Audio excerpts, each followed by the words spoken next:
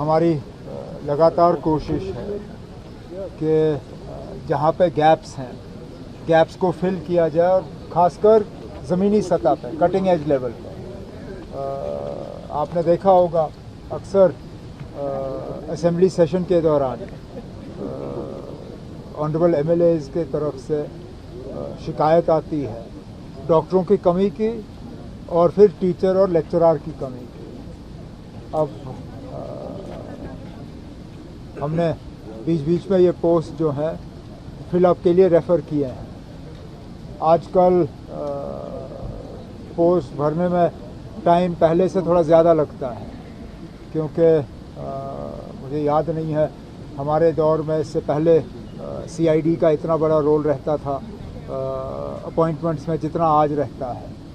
आज जितना वक्त पीएसी को लगता है उससे ज़्यादा वक्त सीआईडी को लगता है अपनी कार्रवाई करने में। लेकिन चलिए वो हमारे हाथों में है नहीं, लेकिन तब भी ऑर्डर तैयार हुए, आज उनको बांटे गए और जल्द से जल्द जो है ये बच्चों को तालीम फराहम करना शुरू करेंगे। होम मिनिस्टर साहब से आपकी बात हुई थी आज सुबह बात हुई।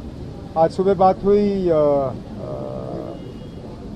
जो मौसम की वजह से कुछ जगहों में हमें मुश्किल का सामना करना पड़ा है, बिलखसूस चिनाब वादी में और थोड़ा सा कठुआ के तरफ। उस सिलसिले में गृह मंत्री साहब ने फ़ोन किया था हालात के बारे में पूछने के लिए और मैंने अपनी सारी जानकारी उनको दी। आगे अगर कहीं पे हमें मरकज़ की मदद की ज़रूरत होगी तो मदद करने के लिए तैयार हैं। कल एक रिपोर्ट आई थी, वो यूडाइस की रिपोर्ट है, तो there has been number of schools that have been not functioning with single teachers. There have been 1544 schools that have been functioning with single teacher. That is released by yesterday only. 2 साल पहले की report, 2 साल पहले that's not a current report. आप assembly session में किसी honourable MLA से सवाल डलवा दीजिए, हम आपको ना उसमें डिटेल सारे दे देंगे। सर, कल आप मिले थे डेलीगेशन जो सिविल सोसाइटी मेंबर्स हैं उनके साथ मिले and they assured their support for statehood. अब ये डेलीगेशन नहीं, पूरी सिविल सोसाइटी की मीटिंग थी।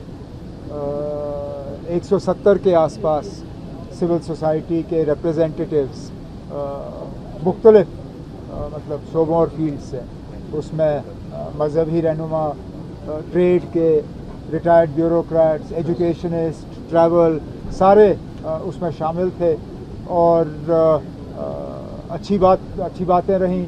लगभग 3 घंटे मीटिंग चली और सब ने विदाउट एनी एक्सेप्शन सब ने इस बात पे जोर दिया कि स्टेटहुड की वापसी पे बहुत देर हो चुकी है और मरकज़ को अब और देरी करनी नहीं चाहिए। जो हमारा प्रोग्राम है जंतर मंतर जाने का, उसको सपोर्ट किया है और एक सिंगल पैरा वहाँ से रेजोल्यूशन पास हुआ calling on government of India के स्टेटहुड जो है जम्मू कश्मीर का वो अब फौरी तौर जो है बहाल किया जाना चाहिए। सर, एक तरफ से जहां दुनिया अमन की कोशा थी, अमन के लिए पूरा दुआ कर रही थी, अब ईरान और अमेरिका के दरमियान जो कशीदगी वो बढ़ गई है। डोनाल्ड ट्रंप की जानिब से ट्वीट भी आया है कि MOU जो साइन होगा, किस तरह से देखते हैं सर इस जंग? अब हम तो चाहते हैं कि अमन बना रहे वहाँ पर। हम तो पहले दिन से कहते आए ना कि ये जंग जो है ये एक नाजायज़ हमला एक मुल्क के ऊपर हुआ। अब अमेरिका के सदर जो हैं, बार बार कहता हूँ, पता नहीं चलता वो 1 घंटे में 3-4 अलग अलग जो है बयान दे देते हैं।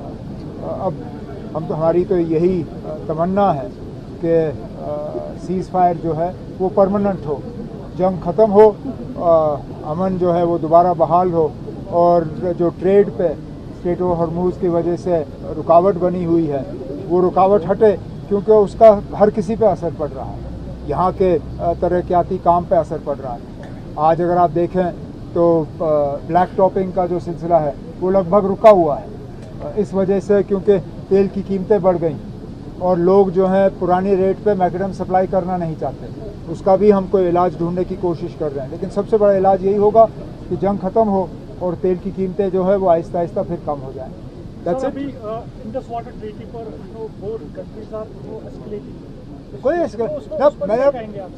यहाँ से कोई एस्केलेशन नहीं हुआ है। यहाँ से कौन सी इंडस वाटर ट्रीटी कभी जम्मू कश्मीर के लोगों के हक में नहीं था। हमें पहले दिन से इस इंडस वाटर ट्रीटी की हमने इसकी मुखालफत की।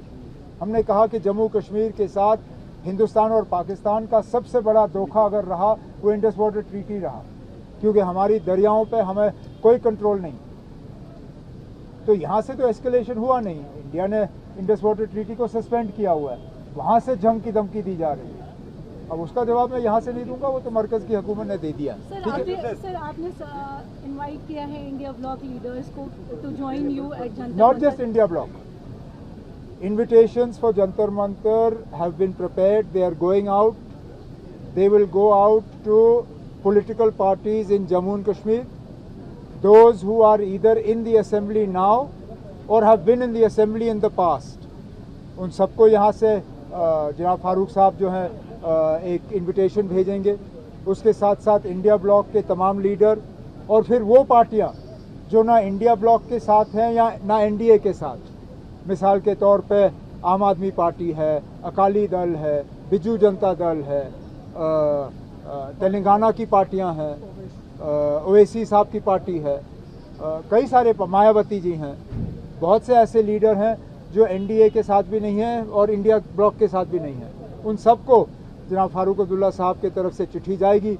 उम्मीद करते हैं कि वो 20 तारीख को जो है हमारे इस एहतजाज में हमें सपोर्ट करेंगे। Sir one last question. अभी it's been just 6 days of Amarnath Yatra and Shivlingam is already melted. Do you think it's concerning या कैप लगना चाहिए जो विजिटर्स हर दिन विजिट करते हैं? विजिटर्स पे कैप लगा हुआ है, हम भूल जाते हैं। विजिटर्स पे सुप्रीम कोर्ट का कैप लगा हुआ है। वो कैप जो है वो श्राइन बोर्ड पे बाइंडिंग है।